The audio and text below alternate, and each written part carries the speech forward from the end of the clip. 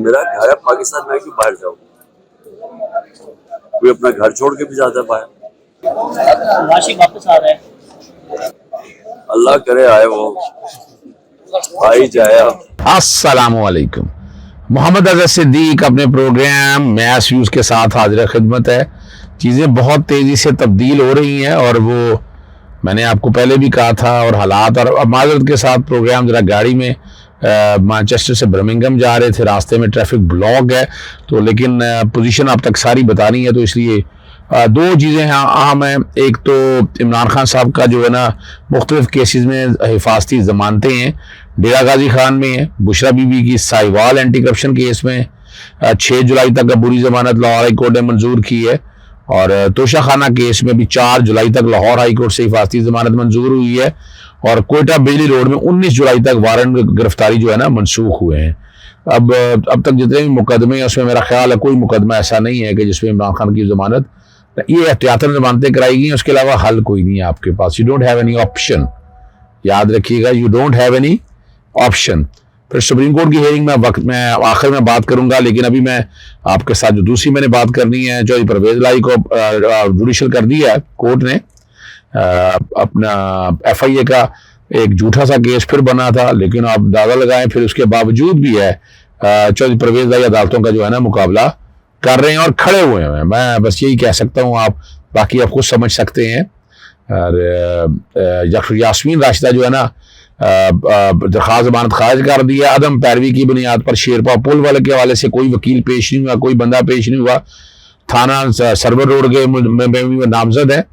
ये वो सारे मामला है। अभी मेरा ख्याल है शायद ये स्ट्रेटजी देखी जा रही है कि अभी फिलहाल मेरिट पे मामला को ना देखा जाए, शायद यही एक बुनियादी वजह है कि जिसकी वजह से इस सारी चीज़ों को लेकर चला जा रहा है। इमरान रियाज का केस जो है, मैं कुछ नहीं कहता, बहरहाल हमारे दोस्त देख रहे हैं, लेकिन मैं मुतमिन नहीं हूँ इस सारे प्रोसेस से। प्रोजेक्ट जब तक कंप्लीट नहीं होता तब तक इमरान रियाज को शायद जेल में ही रखना है। इमरान रियाज के हवाले से मेरे पास तो पोजीशन ऐसी कोई नहीं है, मेरे पास कोई इन्फॉर्मेशन नहीं है कि जो किसी सोर्स से किसी हवाले से आप सामने आई हो। मैं तो पहले भी कहता था कि वो प्रोजेक्ट कंप्लीट नहीं होता तब तक इमरान रियाज को शायद रिहाई नहीं मिलनी है। और लेकिन आप यहाँ से समझ सकते हैं कि पोल कमेटी मीटिंग, यानी मैं एक पोल कहा था कि क्या मौजूदा हुकूमत और सेटअप पर एतबार किया जा सकता है कि नहीं, वो पोल के रिजल्ट आप खुद देख सकते हैं। आज कोर्ट में जिस तरह मेरे पास चीज़ें आई हैं, अदालत ने पूछा कि कोई प्रोग्रेस बताएं, हमारी तरफ से बताया गया मियां अली अशफाक साहब ने कि मामला बेहतरी की तरफ जा रहे हैं, पिछले कुछ दिनों में मुस्बत पेशरफ्त हुई है, उम्मीद है कि इमरान रियाज कुछ घंटों, कुछ लम्हों या कुछ दिनों तक बाजियाब हो जाएं। 5 जुलाई तक अदालत ने समाअत मुलतवी कर दी है। खुशाइंद बात है कि मुस्बत पेशरफ्त हो रही है, ये अदालत के रिमार्क्स हैं इस हवाले से। ये फैसला तो बहरहाल आपने करना है। एक जो फैसला है जना उस हमला केस का, अदालत ने तफसीली फैसला जारी कर दिया, 13 सफ़हात पर वो फैसला मुश्तमिल है। खदीजा शाह, आलिया हमजा समेत 181 मुलज़िमों की ज़मानतों का तहरीरी फैसला जारी किया है। एजाज बोटर ने 13 सफ़हात पर फैसला जारी किया है। उन्होंने कहा खदीजा शाह, आलिया हमजा ख़वातीनों ने की जमानत के रियायत के मुस्तहिक़ हैं। प्रोसिक्यूशन मुताबिक अगर ख़वातीन को जमानत की तो रिकॉर्ड को टेम्पर कास्ट कर सकती हैं। अदालत प्रोसिक्यूशन की इस दलील से मुकम्मल इत्तफाक करती है। सनम जावेद और तैयबा राजा की जानिब से कोई पेश न हुआ। खदीजा शाह, आलिया हमजा की जमानत मेरिट पर, जबकि सनम शाह और तैयबा राजा की जमानत अदम पैरवी कर खारिज करती है। गिरफ्तार दीगर 16 ख़वातीन की जमानत भी मंजूर की जाती है। पुलिस ने जिना और हमला में इब्तदाई तौर पर 43 मुलज़िमों को मौके से गिरफ्तार किया। 118 को शनाख्त पेड़ होने पर मुकदमे में नामजद करने का फैसला किया। 161 मुलज़मान की जमानतें हो चुकी हैं। अच्छा, इसमें कोई हाज़िर सर्विस फौजियों के हवाले से बात भी आ रही है सामने। अभी गरीदा फ़रूकी ने एक ट्वीट किया है, मैं जब प्रोग्राम रिकॉर्ड कर रहा हूँ मेरे पास तो नहीं है, सुन रहा था कि DGI SPR की इस बारे में कोई प्रेस कॉन्फ्रेंस होनी है, वो जो भी तफसीलात हैं वो मैं शायद अभी आपके साथ शेयर ना कर सकूँ, लेकिन एक बात जहाँ से मैं समझ पाया हूँ कि शायद इसमें कोई हाज़िर सर्विस फौजी भी हैं कि जिसके हवाले से कोई बात हो रही है, तो उनका ट्रायल अपनी जगह चलता रहेगा, लेकिन बाकी लोगों का ट्रायल जो है मैं नहीं समझता। मैं इस बारे में बड़ा क्लियर हूँ कि वो यहाँ नहीं चल सकता है। आज यहाँ उससे पहले जो है ना इमरान खान साहब कोर्ट में जब मिसाल के तौर पर कोर्ट में पेश हुए, एक दोस्त ने एक वीडियो भेजी है इमरान खान साहब के बारे में, तारक अजीज का पीछे चल रहा है, जो जो जो गाया उन्होंने। फिर मुल्क से बाहर जाने के हवाले से हमारे दोस्त रियाज शाकिर ने, अपना शाकिर अवान ने बात की है। मैं चाहता हूँ वो बात भी आप सुन लें। शाकिर अवान ने बड़ी क्लैरिटी के साथ इमरान खान साहब का नुक्ता नजर दिया, उन्होंने मुल्क से बाहर नहीं जाना, वो भी सुन लीजिए। एक कुछ बारे जो जी मैं पीटीआई छोड़ रहा हूँ, उसके बाद सब कुछ माफ हो जाता है, सारे केसेस माफ। एक पार्टी जो है वो 90% इतना ज़्यादा पॉपुलर थी, अचानक जो है उसको साइड में कर दिया गया, क्या समझते हैं इस तरह?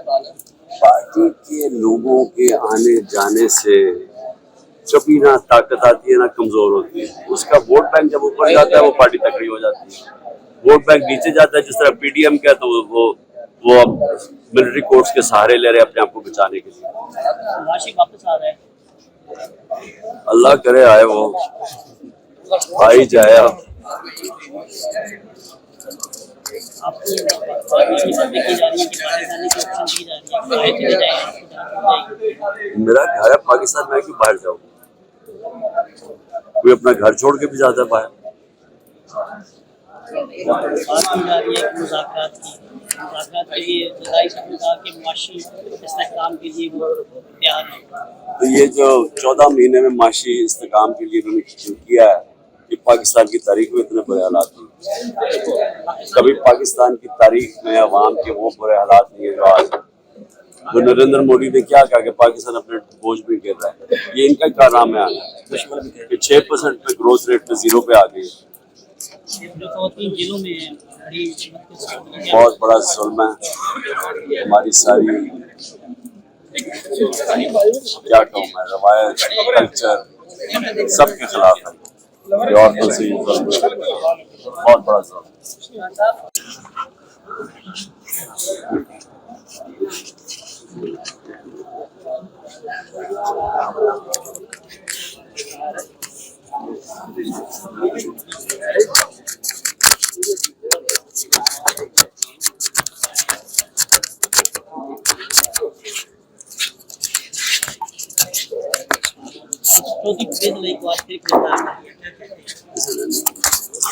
अदालत की लग जाए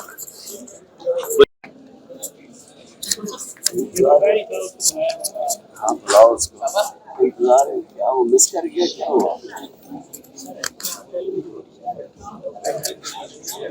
बड़ा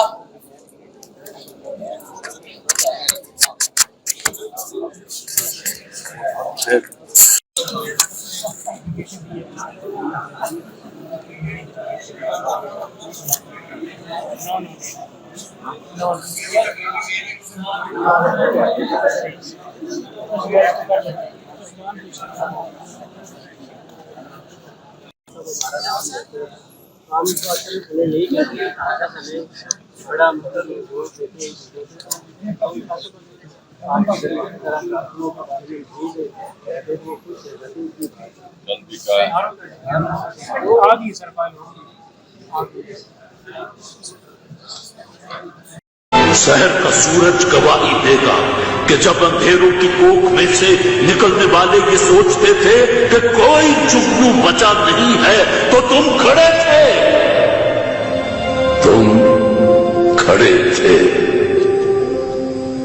और ट्वीट में आपके साथ शेयर कर रहा हूं कि मलिका बुखारी जो है वो मिली और आबदीदा हो गई थी, तो वो भी मैं चाहता हूं कि जरा बैकग्राउंड पे चल जाए, आप लोगों को अंदाजा हो जाए कि कुछ लोग जो है ना यहाँ पर खड़े हैं, पीछे नहीं हटे हैं। अब मैं आपको आगे लेकर चलता हूँ। जो सुप्रीम कोर्ट में हेयरिंग है वो बड़ी ज़बरदस्त हेयरिंग रही है। आर्गूमेंट तकरीबन मुद्दइयों की तरफ से तकरीबन जो है ना कंप्लीट हो गए हैं। जो पहले मैं आखिर में बता दूँ वो जुनैद रज़ाक हैं, उनकी फैमिली कैद में है। खानदान को क्यों कैद बनाया गया है? चीफ जस्टिस का अटॉर्नी जनरल का 9 मई से इरम रज़ाक और दीगर का कुछ पता नहीं चल रहा। इतने दिन गुजर गए हैं, अभी तक कुछ पता नहीं है। चीफ जस्टिस ने पूछा आप डैनियल इस मामले को देखें, इनको खानदान से मिलने की इजाजत है। शिकायत किसकी जानिब से? Chief justice. खानदान को क्यों उठाया गया? मुझे तवक्को है कि अदालती कार्रवाई में कोई मिलिट्री ट्रायल नहीं होगा। किसी को शिकायत है तो नाम बताएं, मैं मुतलका हुकाम से बात करूंगा। जी साहब, वकीलों तक रसाई भी नहीं दी जा रही है। ना खानदान को मिलने दिया जा रहा है। ये लतीफ़ खोसा साहब की तरफ वकील की मुझे नाम बताया तो मैं आगे बात करूंगा। अटॉर्नी जनरल जाती तौर पर इस मामले को देखें। कल सुबह तक समाअत जो है ना ये मुलतवी कर दी गई है। अब यहाँ जो अदालत के सामने बड़ी ज़बरदस्त हेयरिंग रही है। शुरू में आपको पता है बेंच 7 मेंबर बेंच था। जस्टिस मंसूर अली शाह पर एतराज़ उठा दिया गया। रोस्टर पर आके वफाकी हुकूमत की हदायत से आगाही की और उनके दरख्वास्त गुजार मंसूर अली शाह रिश्तेदार हैं और अगर इसलिए उनके कंडक्ट पर असरअंदाज हो सकता है। इस तरह की बड़ी बातें पहले भी रिकॉर्ड के ऊपर है। जस्टिस सईद मंसूर अली शाह को मैं बेंच से बाहर मैं समझता हूँ ज़्यादा नहीं होना चाहिए था। अगर किसी बात को अदालत के जज पर एतराज़ उठा रहे हैं, मैं तो जैसे पहले दिन उन्होंने कहा था अगर किसी को एतराज़ है तो बता दिया जाए। जहाँ लेकिन यहाँ पर उन्होंने खुद ही अपने आप को अलहदा कर लिया। क्या मफादत के टकराव पर आप एतराज़ उठा रहे हैं? अब एक बहुत अच्छा किरदार और अच्छे साकी मालिक वकील हैं जस्टिस का अटॉर्नी जनरल से मुकाबला। एक पूरी सीरीज है जिसमें बेंच और बार में एतराज़ उठाया जा रहा है। पहले ये बहस रही कि पंजाब इलेक्शन का फैसला 3 जजों का है या 4 का। जवाहर खालिद साहब एक दरवेश सिफत इंसान है। अब एक मरतबा बेंच को मुतनाज़ा बना रहे हैं। किसी का जाती केस नहीं, बुनियादी हकूक़ का केस है। जैसे अपना शोएब शाहीन साहब ने कहा हम जजेस को केस सुनने के सामने जाने की कोशिश, जजेस का अपना फैसला है। जस्टिस मैं ये केस नहीं सुन सकता। और अपना सईद मंसूर का सलमान के राजा ने भी कहा भाई आपने फैसले पर नजरसानी करें, मैं अपना कंडक्ट अच्छी तरह जानता हूँ, कोई भी उंगली उठा दे तो फिर मैं कोई बेंच का हिस्सा नहीं रहता। इस मौके पर एतराज़ की कोई हैसियत नहीं है। जैसे अपना इस पर आमिर खान साहब ने भी कहा। फिर दोबारा जो है अपना बेंच दोबारा बना जी और उस बेंच में जो है ना अदालत ने अब जो बातें सारी अदालत के सामने आई हैं कि फौजी ट्रायल में से फौजी अदालतों में सिविल ट्रायल के खिलाफ दरखास्तों पर वो जो पूछा गया कहाँ कहाँ क्या है वो वाली सारी बातें गई हैं। हामिद खान साहब जो है ना पीटीआई के वकील वो आगे उन्होंने कहा हमारी दरखास्त पर नंबर लगा दें, बाद में देखेंगे और बयान दें। यहाँ दलाइल की बजाय दीगर हरबे आजमाए जा रहे हैं। आपने दरखास्त में मुख्तलिफ इस्तदाई की हैं। उन्होंने बस यही कहा कि सारे मामले को खोजा जाए। फिर मुख्तलिफ केसों का आर्टिकल 175 का जिक्र किया गया, FB अली केस का जिक्र किया गया और चीफ सेक्रेटरी पीटीआई के वकील हम यहाँ दलाइल की जिक्र जी यहाँ जो वो बातें आई सलमान का जब भारतीय अमेरिकन आईनी और कानून के हवाले हैं। मेरे मौक्कल के बेटे का मामला मिलिट्री कोर्ट्स में है। वकील सलमान ट्रायल सिर्फ आर्टिकल 175 के तहत तैनात किया जज कर सकता है। FB अली केस का फैसला हुआ तो तब इख्तियार की तकसीम का असूल वाज़ेह नहीं था, अब आ चुका हुआ है। FB अली के साथ इस केस से मुतल्लिका केस है। जस्टिस आयशा मलिक आप पहले दिन के सवाल पर जाऊंगी। आर्मी एक्ट के सेक्शन 2D का इतलाक किस पर होता है? क्या फौज के अफसरान का भी मिलिट्री कोर्ट में कोर्ट मार्शल नहीं हो सकता? जस्टिस बरतानिया अमेरिका मखसूस हालात में फौजी अफसरान के फौजी अदालतों में ट्रायल हुए हैं। FB अली केस में तो रिटायर्ड आर्मी ऑफिसर का ट्रायल था। क्या आप ये कह रहे हैं कि आर्मी ऑफिसर का मिलिट्री कोर्ट में ट्रायल या कोर्ट मार्शल नहीं हो सकता है? अगर किसी से ट्रायल है मेरे आईनी हकूक मुतासर तो फिर खसूसी अदालत में केस चल सकता है। बैंकिंग कोर्ट या ATC जैसी खसूसी अदालतों में आईनी हकूक मुतासर अपना यहाँ किसी का ट्रायल शुरू नहीं हुआ। आप भी महफूज बात ना करें। अब इसके हवाले से जो बड़ी तफसीली बात सामने आई है ना, कुछ नजीरात कोर्ट सिविलियन कोर्ट के हवाले से, अब जो मैं देख रहा हूँ कि शायद जो कुछ मिलिट्री ऑफिसर के जो ट्रायल है ना उसके हवाले से जो चीजें हैं ना अब वो सारी सामने आनी है। बस इजाजत चाहता हूँ। अस्सलाम वालेकुम, अल्लाह हाफिज, पाकिस्तान जिंदाबाद।